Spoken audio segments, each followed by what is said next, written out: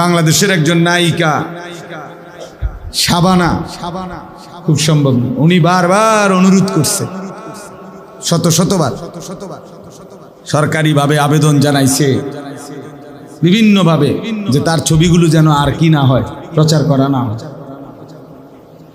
তওবা করে পর্দানশীল নারী হইছে, আল্লাহ মাফ করলে সেটা ভিন্ন, আল্লাহর হাতে। তওবা করলে মাফ আল্লাহ করতেই পারে, কোনো অসম্ভবের কিছু না। কিন্তু যে নারী তওবাবিহীন মারা গেল, সে তো জানেই না তওবা করতে হয়। এই জন্য এটাই সত্য, প্রত্যেক আধুনিক নতুন প্রযুক্তি পিছনটাকে ছুঁড়ে ফেলে দেয়। টেলিগ্রাফ ছিল আগে, এখন আর নাই। আমরাও দেখছি ছোটবেলায় ওই ছোট্ট কাগজের টেলিগ্রাফ আসত, চিঠির মতো। ডাক পিয়নের চিঠির চাইতে একটু দ্রুতগামী টেলিগ্রাফ, এগুলো এখন আর নাই। এরপরে ফিতাওয়ালা ক্যাসেট এখন আর নাই। আগে জামাই বিয়ে শাদীর মধ্যে বিদেশে গিয়া মানুষ 6 মাস 1 বছরের ভিতরে এরকম কালো সেঞ্জার করতো, এডিয়ে ফাটাইতো। হ্যাঁ, সেঞ্জার ফাটাইতো আগে, মেড ইন জাপান, বুঝছেন? কই এখন আর এগুলা নাই। চ্যাপ্টা সিডি, এগুলো এখন আর নাই। ডাক পিয়নের চিঠি, এর প্রচলন এখন নাই বললেই চলে। আমরা পুরা ছাত্র জীবন চিঠির মাধ্যমেই বাড়িতে খোঁজ খবর পাঠাইছি। আমাদের ছাত্র জীবন পোস্ট কার্ডের মধ্যে আব্বা টাকা পাঠাইতো, মানি অর্ডার, একটা ছোট্ট কাগজের মধ্যে নিচে দিয়ে কুদ্দুর জায়গা ছিল লেখার, এটার মধ্যে আব্বা লিখে দিত, আনিস 300 টাকা পাঠাইলাম, পাইয়াছি, ফিরতি চিঠির মাধ্যমে জানাইস বা জানাইও, খালাস। এতটুকুই ছিল। তা আবার চিঠি দিয়ে আব্বারে জানাইতাম বাসায় যে টাকা পাইছি। তো সেগুলো এখন কই? তাহলে আমার বয়স হলো 44 বছর, 1981 সনে আমার জন্ম।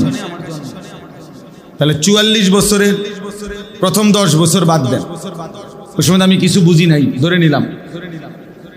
তাহলে পরবর্তী 34 বছরের ভিতরে মাত্র আমার চোখে দেখা এতগুলো প্রযুক্তি যেগুলো ছিল আমি দেখছি, সেগুলো এখন নাই।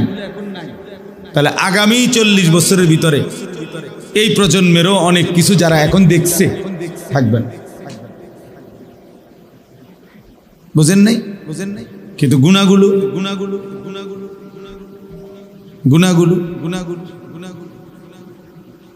সেটা মুছবে কিভাবে? প্রত্যেকটা গুনাহ জমিন সংরক্ষণ করছে, প্রত্যেকটা গুনাহ দেহের অঙ্গ প্রত্যঙ্গের মধ্যে জমা আছে। ওয়াশাহিদা আলাইহিম সামউহুম ওয়া আবসারুহুম ওয়া জুলুদুহুম বিমা কানু ইয়ামালুন। আল্লাহ তাআলা বলেন, কান, চোখ এবং সারা দেহের চামড়া তোমাদের সমস্ত কর্মকাণ্ড সম্পর্কে আমি আল্লাহ তাআলার সামনে সাক্ষ্য দেব। আল্লাহ তাআলা বলছে, ইন্নাস সামআ ওয়াল বাসারা ওয়াল ফুআদা কুল্লু উলাইকা কানা আনহু মাসউলা। নিশ্চয়ই কান, চোখ এবং দিল, এই তিনটাকেই হাসরের দিন জিজ্ঞেস করা হবে। আল্লাহ জিজ্ঞেস করবেন, কান তুমি বলো কি কি শুনেছ, চোখ তুমি বলো কি কি দেখেছ, দিল অন্তর তুমি বলো কি কি ভেবেছ। প্রতিটা ভাবনার হিসাব দিতে হবে, প্রতিটা ভাবনা, হৃদয়ের প্রত্যেকটা কল্পনার হিসাব দিতে হবে। বেডি আরেকজনের আমনে বসে বসে ভাবলেন, অসৎ কল্পনা করলেন, ইয়াউমা তুবলাস সারাইর। আল্লাহ তাআলা বলেন, তোমাদের গোপন বিষয়গুলো অন্তরের হাসরের দিন খুলে দেওয়া হবে, খুলে দেওয়া হবে। আফালা ইয়ালামু ইদা বু'সিরা মা ফিল কুবুর ওয়া হুসিলা মা ফিস সুদূর। আল্লাহ বলছে, জানো কি বান্দা, কবর থেকে যখন হাসরের ময়দানে উঠানো হবে, কি হবে জানো? ওয়াহুসসিলা মা ফিস সুদূর, দিলের ভিতরে, অন্তরের ভিতরে, বুকের ভিতরে যা ছিল সেগুলোও প্রকাশ হলো, সেগুলোও প্রকাশ হলো। চিন্তা করেন তো, আমাদের অন্তরে কত কল্পনা জল্পনা। প্রত্যেক মানুষ চোখ দিয়ে যা দেখে তা প্রথম গিয়া জমা হয় অন্তর, অন্তর। এজন্য আরবিতে বলে আল আইনু মিরআতুল কলব।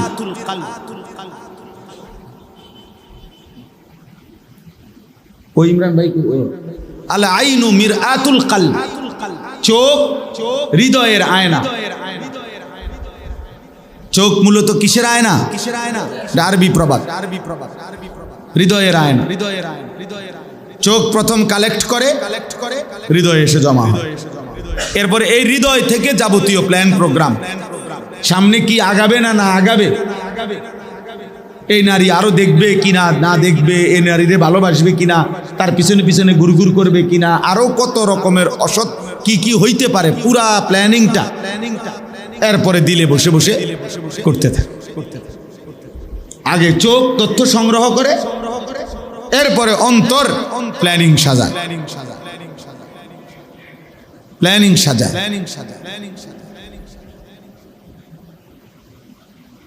এই জন্য দোস্ত, এটা জরুরি, শুধুমাত্র মোবাইলে জমা হবে কোনো ফায়দা হবে না, এগুলা থাকবে না।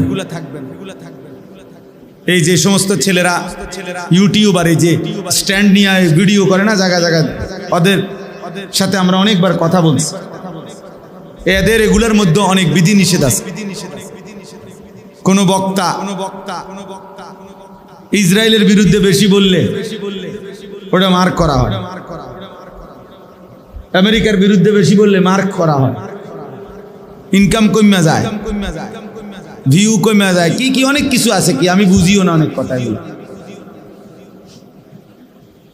বুঝছেন? অর্থাৎ যত কিছুই বলি আমরা, ফেসবুক বলেন আর ইউটিউব বলেন, এটা নিয়ন্ত্রণ তো ইহুদিদের হাতে।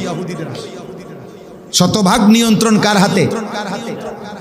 ওদের মায়া না হয়ে আমাদের কাছে আসে না, ওরা আগে দেখে। প্রত্যেক অক্ষর বা যে ভাষাই বলুক ইংলিশে ট্রান্সলেট হয়।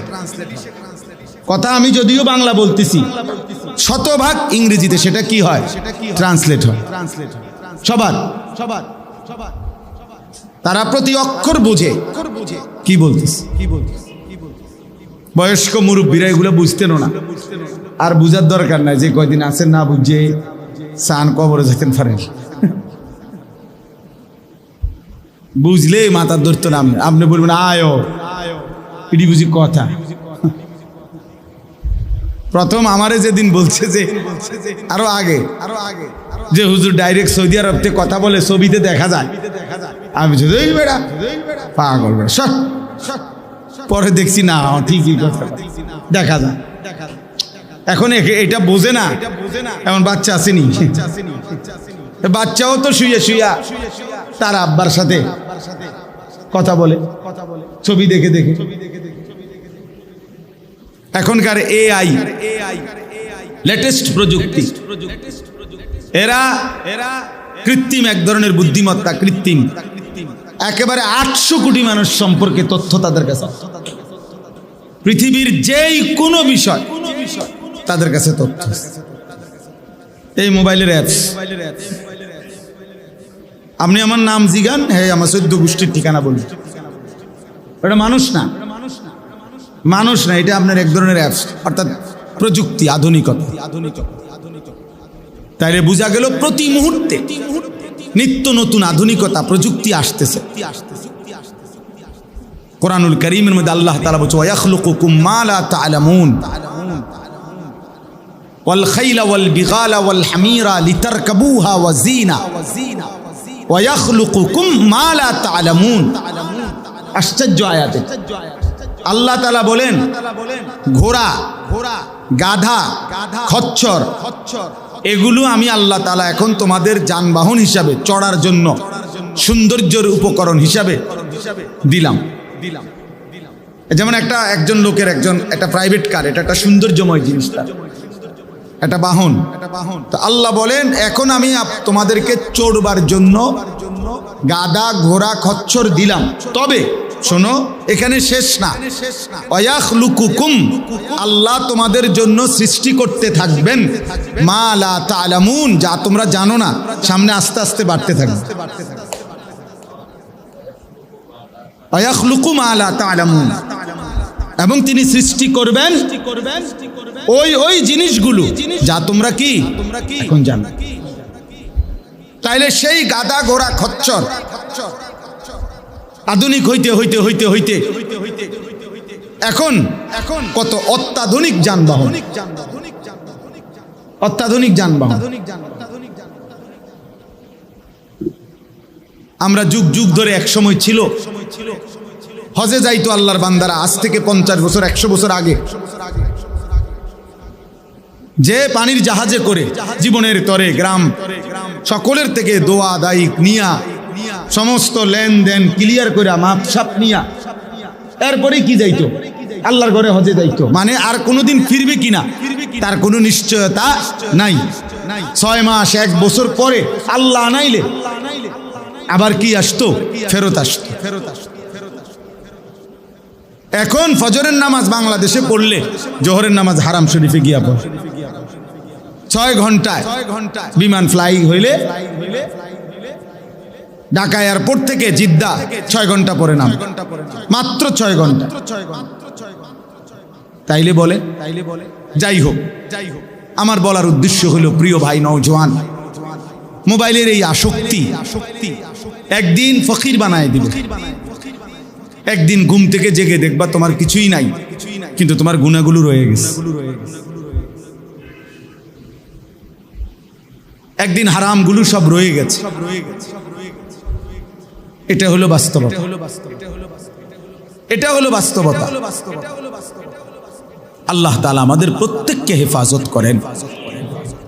কোরআনুল কারীমের 18 নম্বর পারা 24 নম্বর সূরা, সূরা নূর, এই সূরার 30 নম্বর আয়াত আমি পড়ছি এই মাত্র, এই অল্প একটু সময় আমি এই আয়াতকে সামনে রেখে অল্প কিছু কথা বলতে চাই। আল্লাহ তাআলা আমাদেরকে তৌফিক দান করেন। প্রথম যে কথাটা বুঝতে হবে, এক মানুষের জন্য আল্লাহ তাআলার দেওয়া সর্বশ্রেষ্ঠ নিয়ামত হলো ঈমান, কালেমা লা ইলাহা ইল্লাল্লাহ মুহাম্মাদুর রাসূলুল্লাহ সাল্লাল্লাহু আলাইহি ওয়াসাল্লাম। এই গোটা সৃষ্টি জগতের সবকিছু আল্লাহর দেওয়া নিয়ামত, তন্মধ্যে সর্বশ্রেষ্ঠ নিয়ামত, পরিপূর্ণ নিয়ামত ঈমান। কোরআনুল কারীমের মধ্যে আছে ওয়া আসবাগা আলাইকুম নিআমাহু যাহিরাতাও ওয়া বাতিনা। আল্লাহ তাআলা বলেন তিনি তোমাদের উপরে তার নিয়ামত সমূহ প্রকাশ্য এবং গোপন সমস্ত নিয়ামত সমূহ আসবাগা পরিপূর্ণ করেছেন। ইসবাগ মানে পূর্ণ করা। তো তাফসীরের মধ্যে আছে কোন বান্দার উপরে আল্লাহর নিয়ামত পরিপূর্ণ হয় কখন, যখন 4 তলার 7 ঢালাই শেষ হয়। কি বলেন? উনি যেটা টার্গেট দিয়েছে 4 তলা বিল্ডিং, এটা যখন পূর্ণ শেষ হয়। অনেক মানুষ আমাদের দেশে বলে না হুজুর খাস দোয়া করবেন আল্লাহ আল্লাহ করে, শুধু আর এই 4 তলার 7টা যদি ঢালাই হয়, আল্লাহর রহমতে যদি ঘরটা একটু ফিনিশিং করে শেষ করতে পারি, আর একটা ছেলে দোয়া করেন তারে যদি একটু কোনো রকম চাকরি বাকরি বা বিদেশ একটা লাইন করে দিতে পারি, ছোট মেয়েগা যদি কোনো রকমে আল্লাহ আল্লাহ করে বিয়ে দিয়ে লাইতে পারি, আল্লাহর রহমতে আর আপনার দোয়ায় 10 জনের দোয়ায় আর কোনো টেনশন নেই। মাশাআল্লাহ, জিন্দিগির মাকসাদ ক্লিয়ার। পৃথিবীতে যে উদ্দেশ্যে আসছিল 4 তলা শেষ করার জন্য, আল্লাহর দয়ায় 4 তলা শেষ হয়েছে। দুনিয়ায় আসার মাকসাদ ছিল ছোট ফোলাগা পর্যন্ত বিদেশ পাঠানো, আল্লাহর পাকের দয়ায় ফোলাগাও বিদেশ গেছে, মাইয়াগাও বিয়া দিছে। আল্লাহর মেহেরবানি, পৃথিবীতে আসার উদ্দেশ্য ওনার হাসিল। এখন আর কোনো টেনশন, এখন আর মরলেও কোনো দুঃখ নাই। মরলেই তো ফেরেস্তা আফেল মালটা নাস্তা পানি নিয়ে ফেরেস্তা কবরে বসে রয়েছে, আপনি শুধু মরবেন না, আপনি মরণের জন্য না বসে রয়েছে ফেরেস্তা। এই হলো মুসলমানের হিসাব। এক মুসলমান এটা বললে এর চাইতে বড় আফসোস আর কি হইছে? মরে না বুড়া মিয়া কেন? মনে হয় নাতিকার বউ ছাইয়া যেতে পারতাম না, না ঠিক তো না, আফসোস জীবনের একটা আকাঙ্ক্ষা শেষ। এই নাতিকার বউটা যদি ছাইয়া যেতে পারতো মূল্য আর দুঃখ ছিল না, কারণ উনি জানে কবরে প্রথম প্রশ্ন আপনার নাতির বোন নাম কি। এটা হলো সুয়াল জবাব প্রথমটা। এই জন্য উনি চাচা মরে না, নাইলে উনি আরো 2-4 বছর আগে মারা যাইত। শুধু নাতির বউগের লেগে মরে না। আফসোস আমারে বলছি, এটা আমি মিথ্যা বললাম, আমাকে বলছি। বললাম যে এরকম তাড়াহুড়া করতেছেন কেন ছেলের বউয়ের জন্য? ধীরে সুস্থে দেখেন। কয় তার দাদা বিস্তার পড়ে গেছে, এবারটা ওয়াশ নিয়ে আস। আমি আমার যেটা বলছি আর ওয়াশ নিয়ে আস, ওয়াশ নিয়ে আস মানে কি? নিঃশ্বাসে নিঃশ্বাসে আর কি ওয়াশ নিয়ে আসে। এ কথা কয় হুজুর, যারে নাতিকার বুঝি বলছে কোন রকমে আজরাইল বলে উনি রুহুটা ধরে রাখছেন। আস্তাগফিরুল্লাহ, আস্তাগফিরুল্লাহ। এই মুমিনের স্বপ্ন হইতে পারে? এক মুমিনের আখিরি তামান্না এটা হবে। আল্লাহ আমাদেরকে হেফাজত করে। তাইলে বললাম আল্লাহ তাআলা সবচেয়ে বড় নিয়ামত যেটা দিয়েছেন, আসবাগা বলতাম পূর্ণ নিয়ামত। একজন বিশ্ববিখ্যাত মুফাসসির হযরত আব্দুল্লাহ ইবনে আব্বাস রাদিয়াল্লাহু তাআলা আনহুমার ছাত্র মুজাহিদ ইবনে জবর রাহমাতুল্লাহি আলাইহি, মুজাহিদ জগৎ বিখ্যাত মুফাসসির ছিলেন, তাবিঈ। উনি বলছেন কোন বান্দার উপরে আল্লাহর নিয়ামত পরিপূর্ণ হয় কখন? যখন ওই বান্দা ঈমানের দৌলত লা ইলাহা ইল্লাল্লাহের নিয়ামত যখন পায়, তো তখনই বলা হয় যে আল্লাহ তাআলা তার উপরে নিয়ামত পূর্ণ করেছেন। ঈমানবিহীন গোটা দুনিয়া, আল্লাহবিহীন গোটা দুনিয়া যদি 1000 লক্ষ বারও পায়, সে কিছুই পায় না।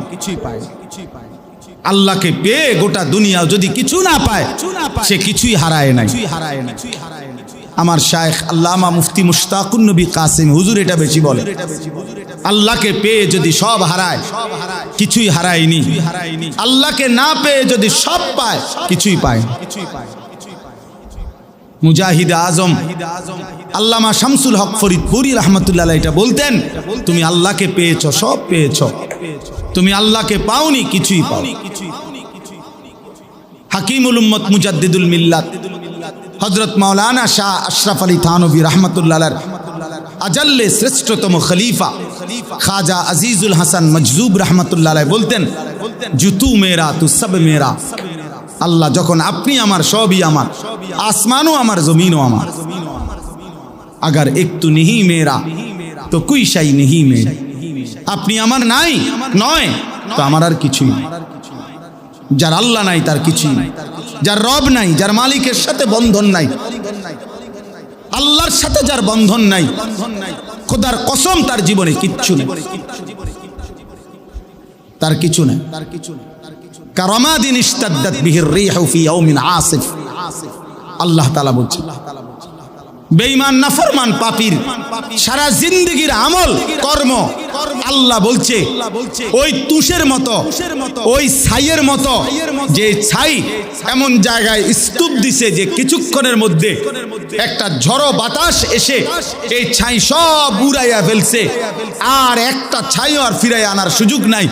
খোদার কসম আল্লাহ বলেন, নাফরমান পাপীর আল্লাহকে বাদ দিয়ে যা করছে, এই আমল, এই মেহনত, এই কর্মকাণ্ড এরকম ছাই যেটা বাতাসে ঝড়ে উড়িয়ে নেয়, ওইরকম। আমালুহুম কারামাদিন ইশতাদ্দাত বিহির রিহু ফি ইয়াউমিন আসিফ। আরেকটা আয়াত কি?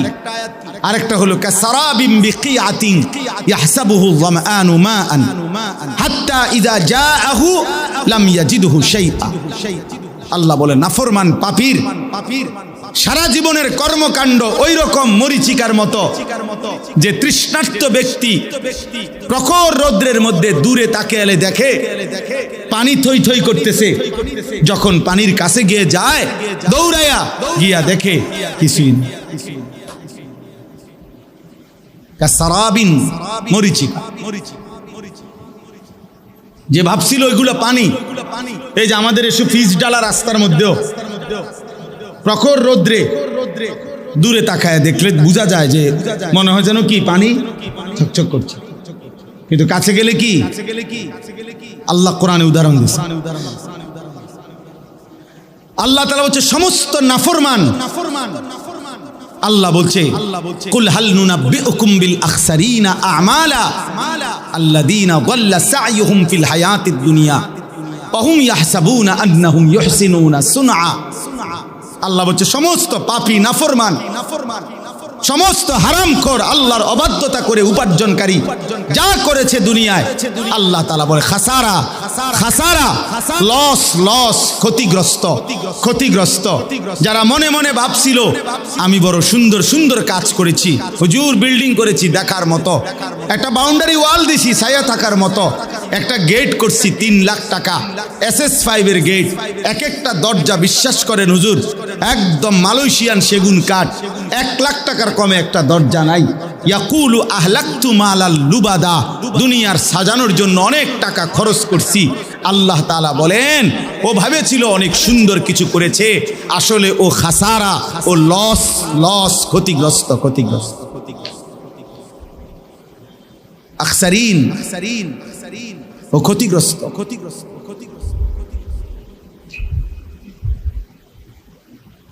ইয়াকুলু আহলাকতু মালাল লুবাদা আয়াহসাবু আল্লাম ইয়ারাহু আহাদ।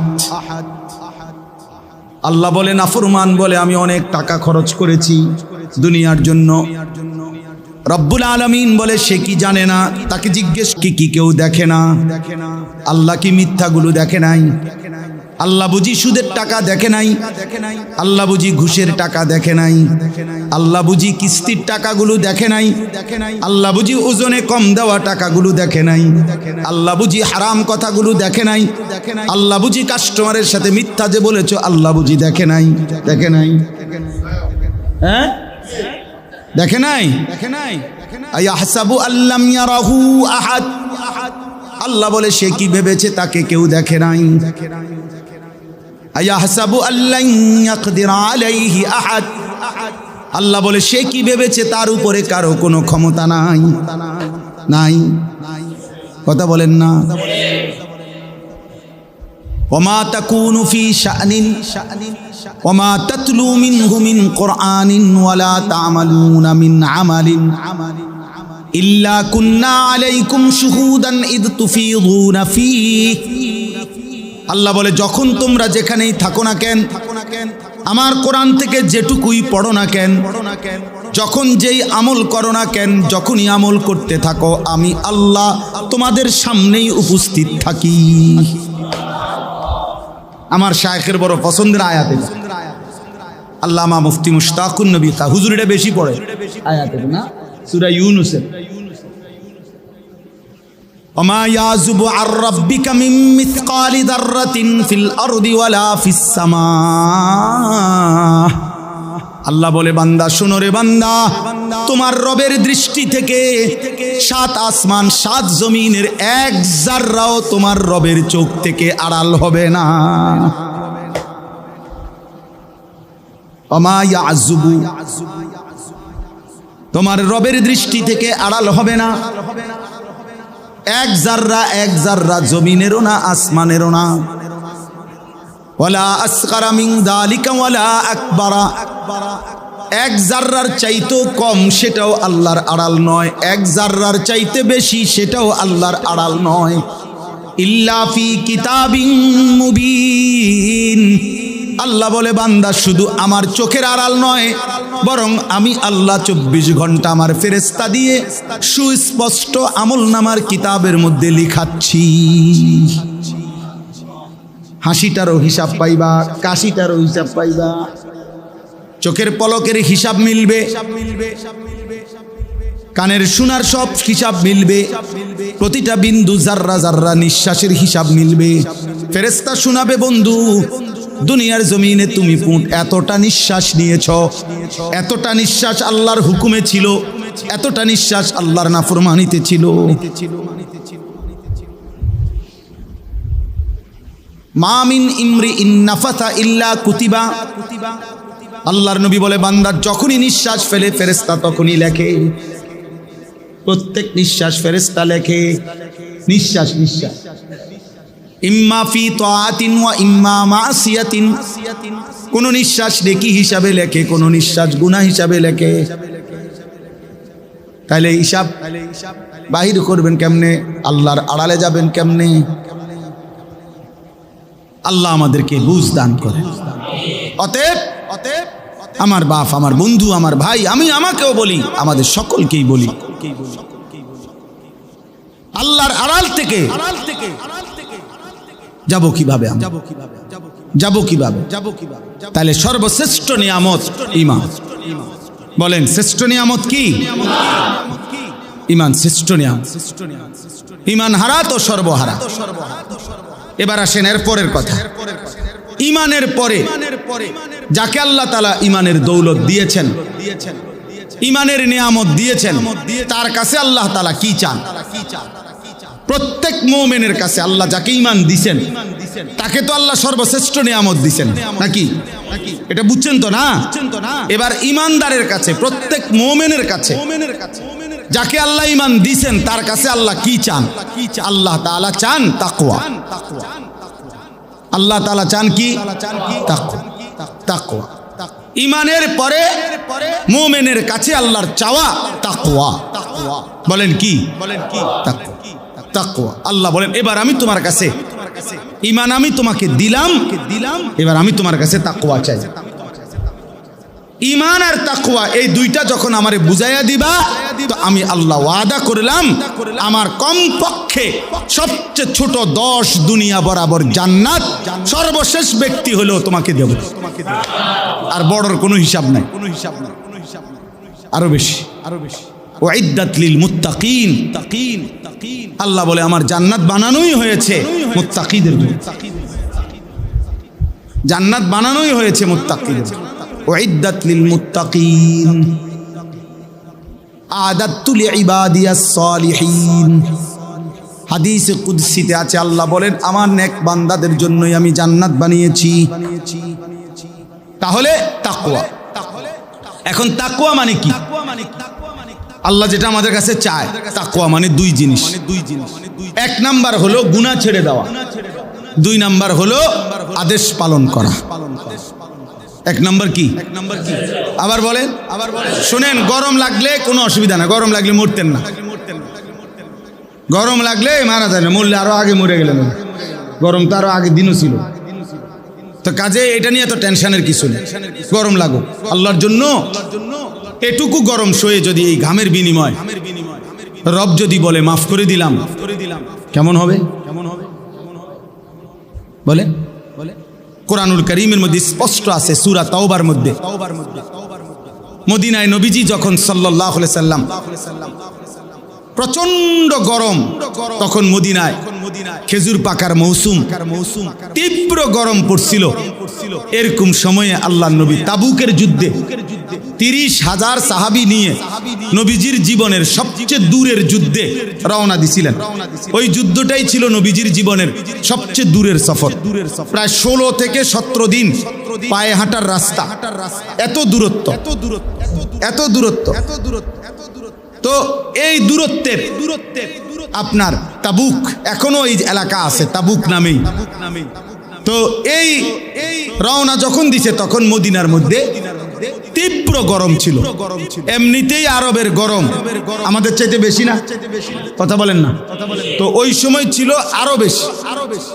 যেমন আমাদের হজ্জের সময় তীব্র গরম, এইবারও হজ্জের সময় আরাফাতের ময়দানে যখন বাইরে দাঁড়াইছি, আমি ফুলচুয়ার হজরতের সাথে দাঁড়াইছি। আমাদের হজরত মাওলানা মুফতি আবু সাঈদ দামাত বারাকাতুহুমুল আলিয়া হুজুরের সাথে দাঁড়াইছিলাম আরাফাতের ময়দানে দোয়া করার জন্য। মনে হয় যেন গরমে রোদ্রে মানে পাওটা যেন পুড়িয়া গেছে সোজা, মনে যেন আগুনের গোলা মারতেছে, এত গরম, এত তীব্র গরম। তো মদিনায় তখন তীব্র গরম ছিল, ফল পাকার মৌসুম, খেজুরের। আল্লাহ নবী সাল্লাল্লাহু আলাইহি সাল্লাম রওনা দিছেন, সাহাবারা রওনা দিছেন।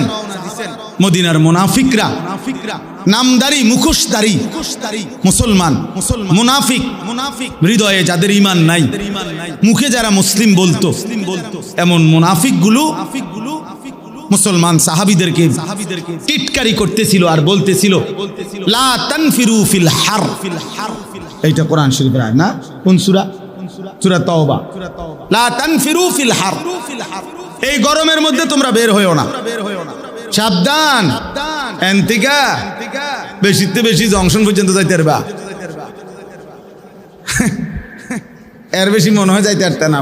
এই গরমে মইরা শীতে দেখবে, মানে এত গরম। আর কোথায় তাবুক? তোমরা তো পথেই মারা যাইবা সব। এই ঠাট্টা করছিল আর হাসতেছিল, দেখছো যে কেমন বেকুব। এই গরমের মধ্যে বুঝি মানুষের যুদ্ধে যায়। এই তখন আল্লাহ তাআলা বলছে, বন্ধু জবাবটা আমি দিচ্ছি, আমি জবাব দিচ্ছি দোস্ত। আল্লাহ বলেন, আপনি বলেন বেঈমান মুনাফিকরে, কুল নারু জাহান্নামা আশাদ্দু হাররা। এই নাফরমান শুনো, জাহান্নামের আগুনের গরম তার চাইতে অনেক বেশি গরম। ফালিয়াদহাকু কালিলা ওয়ালিয়াবকু কাসীরা। আর আল্লাহ বলছে, বন্ধু বলেন ওদেরকে কম হাসতে, বেশি কাঁদতে বলেন। জাহান্নামের আগুন তাদের জন্য অপেক্ষা করছে।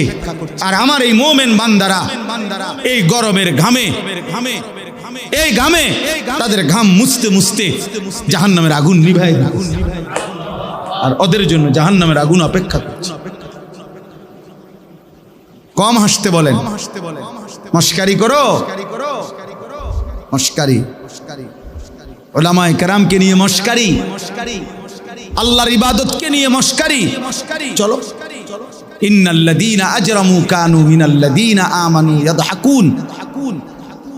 আল্লাহ বলেন কোরআনে, আজকে নাফরমানরা, পাপীরা ঈমানদারকে নিয়ে হাসে। ইয়াদহাকুন, আল্লাহ ওয়াদা দিছে, আল্লাহ ওয়াদা দিছে, মুমিন তুই ঘাবড়াইস না বান্দা, সিজদা দে আমার বান্দা, গুনাহ ছেড়ে দে বান্দা, নাফরমানি ছেড়ে দে বান্দা। আমি আল্লাহ ওয়াদা দিলাম, ফালিয়াউমাল্লাযীনা আমানু মিনাল কুফফারি ইয়াদহাকুন। সেদিন হাসরের ময়দানে আমার মুমিন বান্দা এই বেঈমানদেরকে নিয়ে হাসবে। আজ বেঈমান তুই হাস, সেদিন আমার বান্দা হাসবে, ঈমান। আখিরাত আল্লাহর ওয়াদা, আল্লাহর ওয়াদা এটা। এই জন্য দয়া করে, গরম কোনো সমস্যা না, বিনিময়ে যদি আল্লাহ মাফ করে দেয়, কি বলেন? যদি আল্লাহ মাফ করে দেয় তাহলে কম পুঁজিতে বেশি মুনাফিক, কম কষ্টে বেশি পুরুষ। আল্লাহ আমাদেরকে মাফ করে দেন। চলেন, আমি দেরি করব না, আমি তাড়াতাড়ি করতেছি। আমার এই আয়াতের অর্থ বলার জন্য আমি যাচ্ছিলাম কাছে। তো আল্লাহ তাআলা আমাদের কাছে চান তাকওয়া। আমরা এখানে আলহামদুলিল্লাহ সবাই মুসলমান কিনা, মুমিন কিনা বলেন? আলহামদুলিল্লাহ। অতএব আল্লাহ তাআলা আমাদের কাছে চায় তাকওয়া। তাকওয়া মানে দুই অর্থ, গুনাহ ছেড়ে দেওয়া, তারকুল মুনকারাত, ফি'লুল খায়রাত। তাকওয়ার অর্থ হলো গুনাহ ছেড়ে দেওয়া আর আদেশ পালন করা। তাহলে এই দুইটার মধ্যে আপনি বলছি, আমি শুনছেন যে দুইটার মধ্যে প্রাধান্য, এক নাম্বার, প্রথম কোনটা? তাকওয়ার মধ্যে প্রথম কোনটা বলেন না, সবাই বলেন। এই জন্য একজন মুমিন জান্নাতে যাওয়ার জন্য, জাহান্নাম থেকে বাঁচার জন্য প্রথম ডিউটি ঈমানের পরে গুনাহ ছেড়ে দাও, গুনাহ ছেড়ে দাও। যেমন মনে করেন সতর খোলা রাখা, এটা কি গুনাহ না নেকি? বুঝেন নাই কথা? সতর, সতর খোলা রাখা এটা গুনাহ। আর নামাজ পড়া এটা গুনাহ না নেকি? নেকি। এই দুইটা একই সময়। এক লোক ঈমানদার হইছে, এক লোক ঈমান আনছে, এখন তার উপরে নামাজের বিধান, কিন্তু সতর ঢাকা এর আগে পড়ে, নামাজের বাহিরের কাম না। বুঝেন নাই? তাহলে কি বোঝা গেল? গুনাহ গুনাহ, এটা সতর খোলা রাখা, সতর আগে ঢাকতে হবে, এরপরে কি করতে হবে? সেজদা দিতে হবে। সতর ঢাকা ফরজ। নামাজের বাহিরের যে হুকুম ফরজগুলো, এর মধ্যে সতর ঢাকা একটা আছে কিনা বলে? এটা কিতাবে আমি নিজে পড়ছি, এটা বানাই না কথা না। এজন্য বললাম আল্লাহ তাআলার প্রথম চাওয়া মুমিনের কাছে গুনাহ ছেড়ে দাও, গুনাহ ছেড়ে দাও। আচ্ছা, এবার আপনি কোন এই যে গ্রিল, এটা এই মনে করেন এই যে জানালার এই গ্রিল, এইটার মধ্যে ঝংকার হইছে, এটাতে নতুন করে রং দিতে হবে। এখন কি সিস্টেম কি? আগে রং দেওয়া, এরপরে সিরিজ কাগজ দিয়া ডলা। সহজ হিসাব কিনা বলেন? আগে কি সরানো, এরপরে কি দেওয়া? আগে ক্ষতি সরাও, এরপরে উপকার। যে বাড়ির সামনে গেছে ভিক্ষা করতো, কারো বাড়িতে হাত পাচ্ছে কিছু দিতে, এর সময় দেখে বাড়ির দুয়ারে ওই বেটার পোশাক কুত্তা, কুকুর কুকুর গেউ গেউ করতে আছে। এখন এই লোক প্রথম কি চাইবে? চাউল। বুঝেন নাই কথাটা? আগে আগে টাকা। না না, বুঝেন নি হিসাবটা?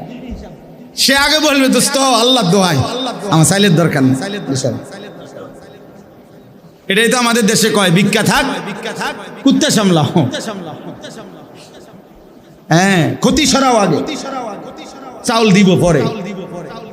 আগে গুনাহ ছাড়ো, আগে হারাম ছাড়ো, আগে নাফরমানি ছাড়ো, আল্লাহর অবাধ্যতা ছাড়ো, একটা একটা গুনাহ ছাড়ো। এবার গুনাহ ছাড়লেই আল্লাহর কসম রব্বুল আলামিন কলিজার ভিতরে ইবাদতের জজবা, মহব্বত, আগ্রহ আল্লাহই তৈরি করে দেন। ইন তাত্তাকুল্লাহা ইয়াজআল লাকুম ফুরকানা ওয়া ইউকাফিরু আনকুম সাইয়্যাতিকুম। আল্লাহ বলে যদি তাকওয়া অবলম্বন করো, গুনাহ ছেড়ে দাও, আমি রব্বুল আলামিন ওয়াদা দিলাম অন্তরের মধ্যে, দিলের মধ্যে সত্য মিথ্যার পার্থক্যকারী একটা শক্তিওয়ালা, একটা শক্তি যেটার নাম ফুরকান, এমন একটা থার্মোমিটার আমি আল্লাহ তোমার দিলের মধ্যে দিয়ে দেব। গুনাহ ছেড়ে, গুনাহ ছেড়ে দাও, ওয়াদারু যাহিরাল ইসমি ওয়া বাতিনা। আল্লাহ তাআলা বলে প্রকাশ্য গুনাহ ছেড়ে দাও, গোপন গুনাহ ছেড়ে দাও। ওয়ালা তাকরাবুল ফাওয়াহিশা মা যাহারা মিনহা ওয়া মা বাতান। আল্লাহ তাআলা বলেন কোন অশ্লীলতা, বেহায়াপনার কাছেও যেও না, প্রকাশ্যেও না, গোপনেও না। প্রকাশ্যেও না, গোপনে। গুনাহ ছাড়ো, অশ্লীলতা ছাড়ো। আল্লাহ বলছে ওয়ামান ইয়াত্তাবি খুতুওয়াতিশ শাইতান ফাইন্নাহু ইয়া'মুরু বিল ফাহশাই ওয়াল মুনকার। যে শয়তানের পথ ধরবা, মনে রেখো শয়তান তো তাকে অশ্লীলতা এবং গুনাহের আদেশই করবে, গুনাহের আদেশ করবে। অতএব এটা আমাদের জিম্মাদারি, এক মুমিনের জন্য প্রথম ডিউটি গুনাহ ছাড়া। মুত্তাকি মানেই বলে প্রথম তাকে বলে যে গুনাহ থেকে বাঁচে। যেমন ফরহেজগার, আমরা বলি না লোকটা ফরহেজগার মানুষ, বলেন কি না? এটা কাকে বলে কোন তো? আমাদের দেশে সচরাচর যে তসবিহ পড়ে, আল্লাহ বিল্লাহ করে, ওযু নামাজ পড়ে, মসজিদে আসা যাওয়া করে, কিছু দান সদকাও করে, এই মানুষের মানুষে কি বলে? লোকটা মাশাআল্লাহ কি করে। আসলে মূলত এগুলো তো সে করে, আর ফরহেজগার বলে মূলত যে করে না তারে, যার মধ্যে দৈন্তান নয় কান্না, তাকে বলে ফরহেজগার। ফরহেজগার শব্দের অর্থ হলো বিরত থাকে, যে ফরহেজ অর্থ বিরত থাকে। তাইলে আপনি আমি ফরহেজগার বলেন যে তসবিহ পড়ে, নামাজ পড়ে, আল্লাহ বিল্লাহ করে, তারে মূলত ফরহেজগার বলে যে করে না তাকে। তো মানে কি? বুঝেন নাই মানে কি? তাইলে ফরহেজগার মানে কি? যে বিরত থাকে, বিরত থাকে, করে না, যে করে না। কি করে না? বলেন না কি করে না? এই যে মিথ্যা বলে না সে ফরহেজগার। যে চুরি করে না সে ফরহেজগার, যে জিনা করে না সে ফরহেজগার, যে নারী দেখে না সে ফরহেজগার, যে হারাম দৃশ্য দেখে না সে ফরহেজগার, যে সুদ খায় না সে ফরহেজগার, যে কিস্তি নেয় না সে ফরহেজগার, যে তার স্ত্রীকে বেপর্দায় রাখে না সে ফরহেজগার, যে তার ছেলেকে বেনামাজি থাকতে দেয় না সে ফরহেজগার, যে একটা গালি দেয় না সে ফরহেজগার, একটা গুনাহ থেকে যে বেঁচে থাকে তাকে বলে ফরহেজগার। আমনে তো চাচা সেজদাও দেন, বিড়িও খান, ঘটনা কিতা কাকু কারে বুঝান? আমরা কি চিরা খাই? আমরা বুঝি না। আপনি দি মাত্র আসরের নামাজ পড়লেন, বারিন্দার মসজিদ থেকে বাইরে হয়ে একটা গালি দিছে, এক গালিতে মাটির তলের সাপ পর্যন্ত উঠতে গেছে। এমন ডাকাত, হ্যাঁ কি ব্যাপার? কি ধরনের মুত্তাকি আপনি? এই মাত্র মসজিদ থেকে বের হইলেন, আপনি এখন আবার গিয়া চায়ের দোকানে, রঙিন টেলিভিশনের সামনে, নর্তকীর নাচ গানের নাটক সিনেমার সামনে এরকম রাক্ষসের মতো চোখ বড় বড় করে হা করে তাকায় রইলেন। ঘটনাটা কি? এক মুসলমান কত বছর মিথ্যা বলে, এক মুমিন কত বছর নাফরমানি করে। মুসলমান 30 বছর সুদ খায়, মুসলমান 30 বছর ওজনে কম দেয়, মুসলমান 60 বছর পর্যন্ত বিড়ি সিগারেট খাবে, মুসলমান 60 বছর বয়সেও গালিগালাজ করবে, মুসলমান 60 বছর পর্যন্ত কিস্তি নেবে। হায় হায় হায় হায়, এই কেমন মুত্তাকি বলেন না বাপ? আজকে 30 বছর ধরে যার ঘরে প্রত্যেক দিন নাচ গান টেলিভিশন নাটক সিনেমা চলতেছে, প্রতিদিন আপনার বিবি বাচ্চা দেখে, আপনি কি একদিনও ভাবলেন না এটা গুনাহ? আপনার কি কোনোদিনও মনে পড়ে না এটা যে হারাম? এটা ছাড়তেন না আপনি, তা আপনি বেহেশতে যাবেন কেমনে? আপনি সুপারিশ পাবেন কেমনে? আপনি হাউজে কাউসারের পানি নেবেন কিভাবে? এই বাপ বলেন না, আমারে বলেন, আমি আমারও বলি আপনারও বলি, কেমনে যাবেন? বলেন না বাপ। সুপারিশ মানে কি? নবী সাল্লাল্লাহু আলাইহি সাল্লাম সুপারিশ করবেন, এই কথা তো 100 সত্য, কিন্তু সুপারিশ মানে কি? উম্মত, নবীর এই কথার অর্থ তো এই যে নবী বলেছে, উম্মত তুমি বিড়ি খাইতে খাইতে কবরে আসবা, আমি সুপারিশ করে জান্নাত দেব, এই তো না? তুমি গালি দিতে দিতে কবরে আসবা, আমি সুপারিশ করে জান্নাত দেব। তুমি কিস্তি রাইখা কবরে আসবা, আমি সুপারিশ করে জান্নাত দেব। তুমি তোমার ঘরে রঙিন টেলিভিশন রাইখা মৃত্যু পর্যন্ত তোমার টাকা দিয়া বিল দিছ, তোমার টাকা দিয়া ডিশের বিল দিছ, এরপরে কবরে আসবা, আমি নবী তোমারে সুপারিশ করে জান্নাত দেব, হাউজে কাউসারের পানি পান করাই দেব। এরই তো নাম সুপারিশ। হাসরের মাঠ ফুটবল খেলার মাঠ নাকি? হাসরের মাঠ মস্কারি। হ্যাঁ, সুপারিশের কোনো নিয়ম কানুন নাই। কথা বলেন না কেন? হাউজে কাউসারের পানির কোনো নিয়ম কানুন নাই। এটা 15 টাকার বোতল, এটা মাম পানির বোতল মনে করছে। কি ও বাপ, হ্যাঁ এত সহজ হয়ে গেল আখেরাত। 30,000 টাকা মসজিদে দিছেন, বেহেশত। 4টা ফ্যান দিছেন মসজিদে, বেহেশত। এই আখেরাতের মূল্য 4টা ফ্যান 12,000, 3 × 12,000 টাকা। আখেরাতে তো মামুলি। 1 কোটি টাকাও যদি দান করে থাকেন তো এটা তো একটা আমল। কথা বুঝেন নাই? 100 কোটি টাকাও যদি দিয়ে থাকেন তো এটা তো একটি নেক আমল। দান সাদাকা এটা পুরা ইসলাম নাকি একটি নেক আমল? তো বাকিগুলো বলেন না ইমরান ভাই? বাকিগুলো নামাজ, হজ, যাকাত, হালাল হারাম, পাক নাফাক, স্ত্রীর পর্দা, ছেলের বউয়ের পর্দা, ছেলে মেয়ের নামাজ, এগুলো আল্লাহর হুকুম না? বলেন না? চুরি, ডাকাতি, জিনা, ব্যভিচার